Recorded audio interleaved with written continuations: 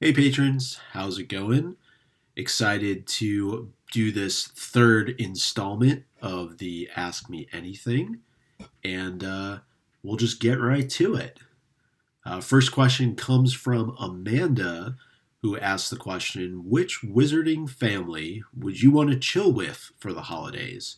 She thought an obvious choice would be the Weasley clan, but I also think it'd be fun to see what kind of lavish, fancy parties the Malfoys throw. So I have to agree. I think the Burrow, we know it's very cozy, it's very warm. Molly, I'm sure, will be cooking up a lot of good meals, a lot of little treats that you could have. And then the Malfoys, it's probably a big production that goes on over there.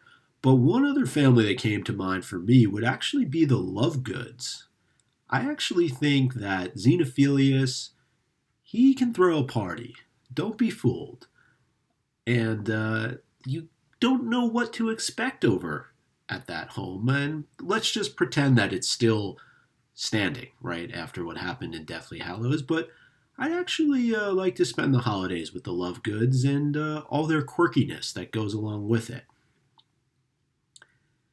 Aaron asked if you had to pull a Quirrell and had a character from the Potter or Fantastic Beasts series stuck to the back of your head for the rest of your life, who would it be and why? Great question. I would have to go with Fred or George, but if we're able to bring characters back from the dead, let's go with Fred, or maybe both of them. I just think having those two characters stuck to the back of my head as I roamed around the Hogwarts ground would just be hours and hours of entertainment. I don't know if I'd be able to sleep at night with all the funny jokes that they would tell, but they have such a great lay of the land at Hogwarts. They were the original owners of the Marauders map prior to Harry getting it. And yeah, I mean, who doesn't like Fred and George? Alicia asks if you were given the opportunity to be cast as anyone in the Harry Potter or Fantastic Beasts movies, which character personality do you feel you could most accurately portray and why? Hmm.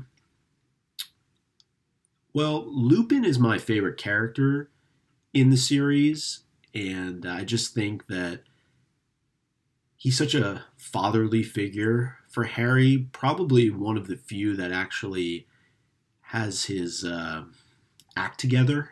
We know that he has some other things that he's dealing with, but I think he's the first real teacher, too, for Harry that gives him instruction about things that he's really going to need to know in the future. And it really is the laying of the groundwork for Harry. And I think there's a lot of similarities between myself and Lupin, and I've always identified with him as a character. So I would have to go with him. I am roughly around the same age at this point, so I think that would work. And, if I was to age myself up a bit, I'd probably go with Slughorn. I really also like Slughorn as a character. I think that he's an interesting personality and somebody who's going to play an important role in Fantastic Beasts. I know that he obviously played a huge role in the Potter series, but I think there's more that we're going to learn about Horace in Fantastic Beasts. Amanda asks, what do you think would be your favorite subject at Hogwarts and why? Favorite subject? I saw Eric's video. Definitely not Muggle studies. Come on, Eric. You learn about Muggles every single day when you were in high school and college. Defense against the dark arts definitely would be my favorite subject. I just think it's so cool. There's so many different spells. There's so many different experiences that you can have in that kind of class. It's not just sitting down with your textbook, unless of course you're in Umbridge's class. It's real world application, and who doesn't want to learn how to do the Patronus charm? So I'm all about it. Defense against the dark arts. Madeline says, since you four are some of the original hosts, Do you ever step back and still marvel at the fact that your show has gone on for almost 15 years? Yes, I think, especially over the last couple of years, just knowing that we weren't sure when we decided to end the podcast, probably almost, what was it, like 6 years ago, that the fan community would still be as strong as it is today.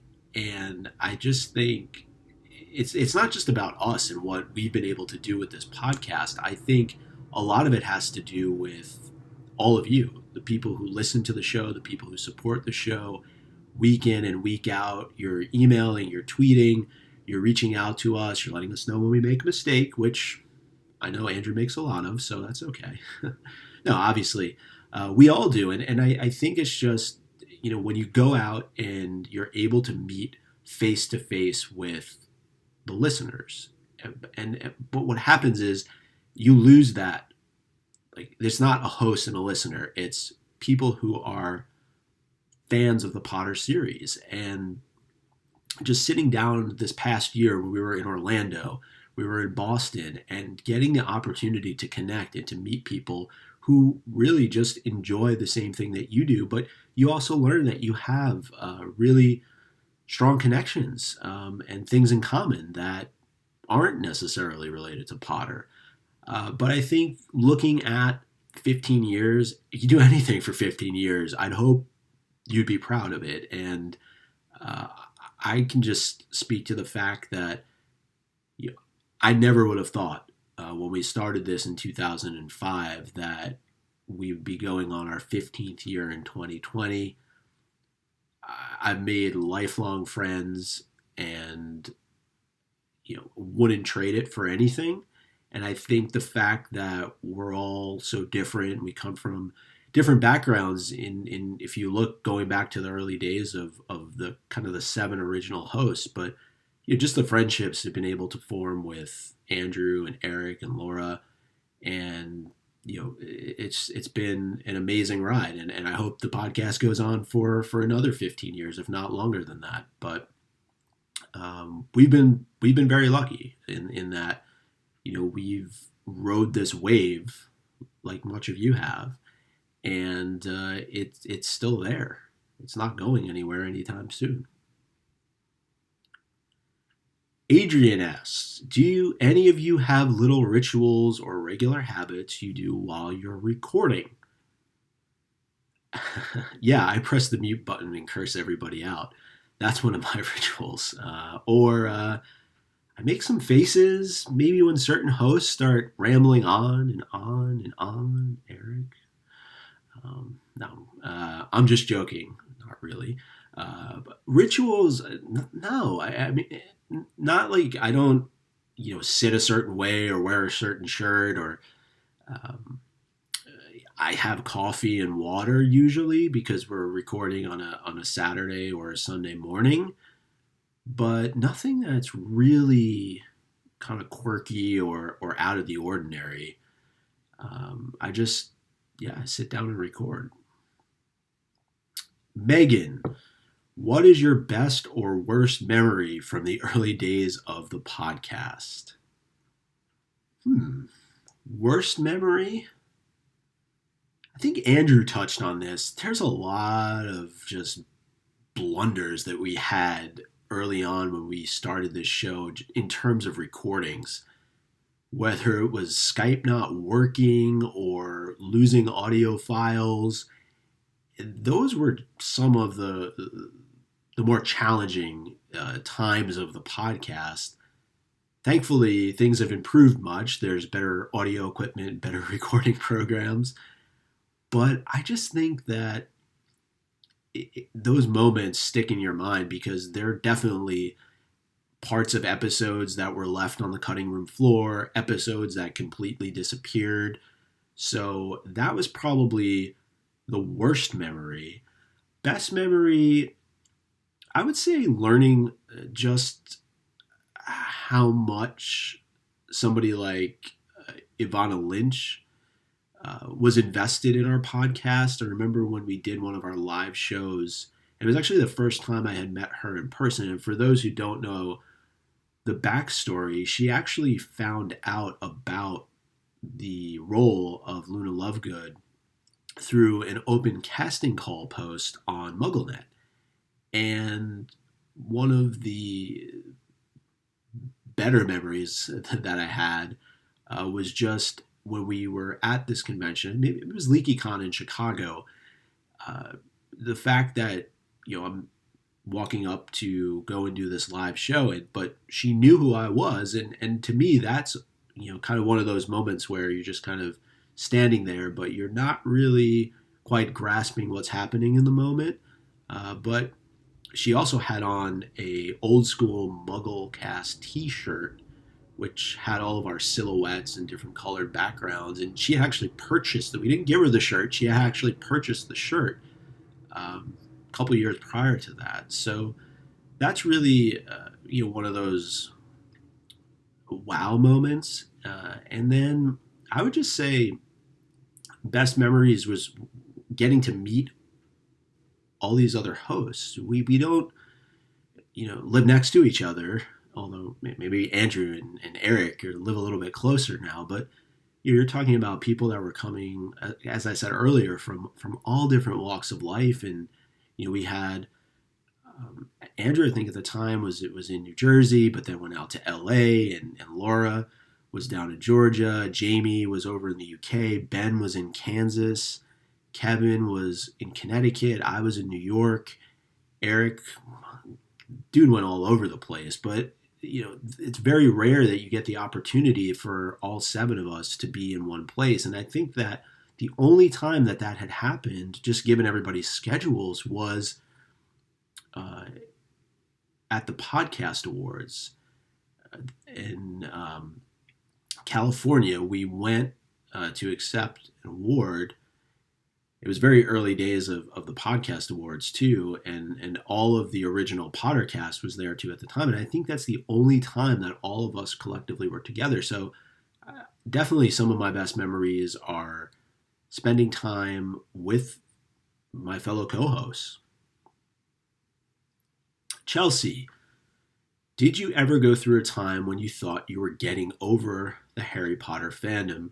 And if so, what re-sparked your interest? Definitely. I think kind of as the movies were coming to a close, Deathly Hallows was being released, part 2. We were all trying to figure out what was going to be next. And that's why we had made the decision to essentially end MuggleCast for a period of time, because there just wasn't content for us to be, and we didn't want to half-ass it, right? We didn't want to go out there and not deliver quality every single week. And I think it was also a transitional period for a lot of us. We were looking to see what that next phase of our lives was going to be, and if that podcast was going to be a part of it.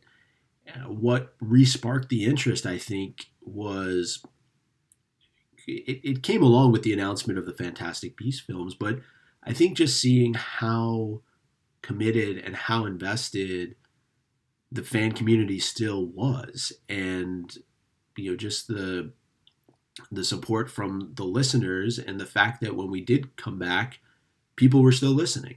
And I think that's certainly helped. But now I think we're at a place where we really enjoy each and every week getting together, having a discussion, interacting with all of you. And I'm glad that it was re-sparked. Adrian has another question. She says, what is the one thing you're personally proud of doing in the past decade? Doesn't have to be HP related. Well, I'm going to make it HP related. The podcast and the relaunch of the podcast and coming back stronger, I think, than we've ever been. I'm definitely proud of it, and I'm proud to work with Andrew and Eric and Laura each and every week. Michaela has 3 questions. Would you date someone who doesn't like Harry Potter, or is that a deal breaker? Favorite non-Harry Potter podcast, and can't be the one you also work on. Okay. Uh, I don't work on any other podcast, so maybe that sounds like a millennial dig right there. And then, how many of your friends and family know about MuggleCast, and how do they feel about it? Okay, so a lot of these questions are somewhat related. Dating someone who doesn't like Harry Potter, I would say that they need to be open to liking Harry Potter. It can't be that, because it's something that is so important to me. If you know the person that you're dating doesn't like it, that's tough. Deal breaker. Next question. Favorite non-Harry Potter podcast. Uh, I do like a podcast called Left Turn Ahead. Uh, One of our former MuggleNet staff members and host of Alohomora, Caleb Graves, does that podcast, and it's a really great podcast about the current state of politics, but obviously leans a lot to the left, so hence its name.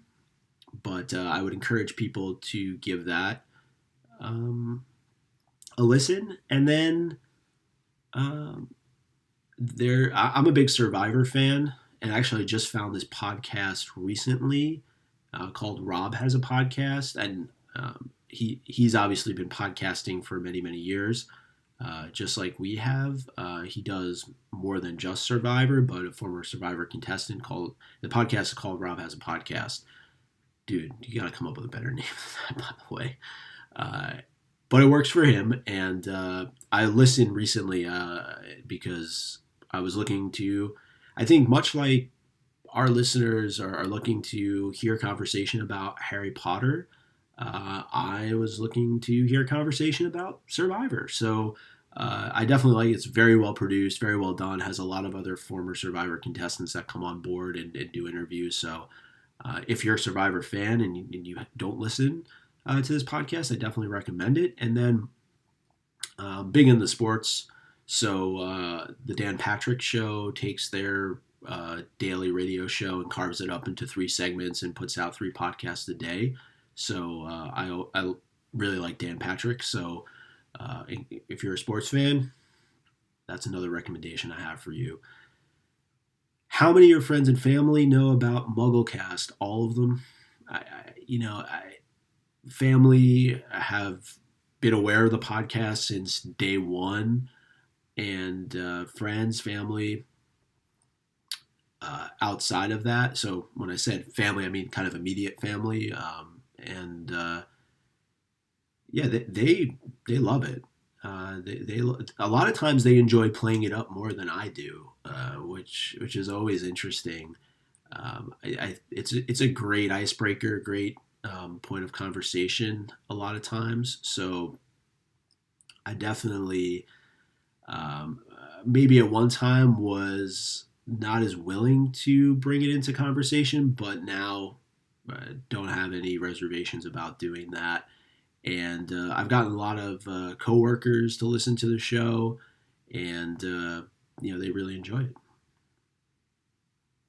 Tyler, are you able to talk more about your day job? No. I don't mean it to come across that way. I think for me, I've just made a decision in the podcast to not talk about my job, and it's just a personal decision. I think other hosts may have mentioned from time to time what they do, but for me, it's just one of those decisions where it's not that I'm not comfortable sharing it. It's just something that I prefer just to keep out of the podcast. And if I think most people can find out what I do just by Googling me, and I have a LinkedIn profile. It says where I work. So that's probably the most information that I would give on that front. But I really enjoy what I do outside of the podcast, kind of my quote unquote real job. Morgan, where do you see the Potter fandom 10 years from now? Do you want more Potter Wizarding World stories? Having covered Harry Potter for so long, how do you think the fandom moves forward after after Fantastic Beasts is done? Interesting question. We actually talked a lot about this on episode 447. I think a lot of movie future movies depend upon the success of Fantastic Beasts. I think that I don't see Warner Brothers taking another big risk like this with Potter without the Fantastic Beasts series being seen through to the end and having a high level of success. And I think a lot is going to be dependent upon the third film. So we'll just have to wait and see there. I would love more Potter and Wizarding World stories. I think it's a huge world that we still don't know a lot about, and I don't know how much we will get moving forward from J.K. Rowling. I think it's definitely something that other people may try and tell the story of. And I don't know necessarily how I feel about that. I'm a big proponent of having J.K. Rowling involved in anything related to her world. But we've seen the distancing with everything that's happened with the rebrand this past year. And I think it's just we're gonna have to wait and see there as well. But I hope it's thriving. I hope there's new things that come about that excite people, and I'm sure there will be. Because for as much as we like to sit on this podcast and criticize different things, the truth of the matter is that it's still exciting that this community is thriving the way that it is.